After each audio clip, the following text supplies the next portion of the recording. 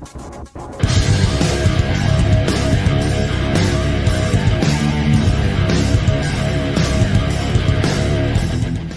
and welcome back to my kitchen. Today I'm going to be making a quick and easy seafood stew.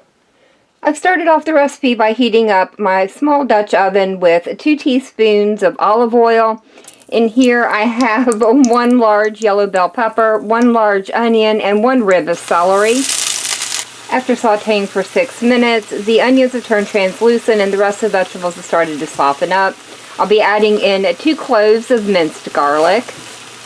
Once the garlic becomes fragrant, I'll be adding in 1/2 teaspoon of salt and 1/4 teaspoon of black pepper, 1/2 cup of water, 1 cup of spicy V8 juice, and 1 14.5 ounce can of stewed tomatoes.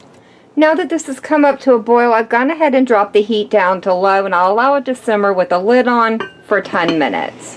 Now that this is simmered for 10 minutes, I'm going to drop in 1 pound of peeled and deveined shrimp and 10 ounces of cod that I've cut into bite-sized pieces. Give this a gentle stir, and then I'll cover this back up and allow it to simmer for about 3 to 4 more minutes, or until the shrimp and cod turn opaque.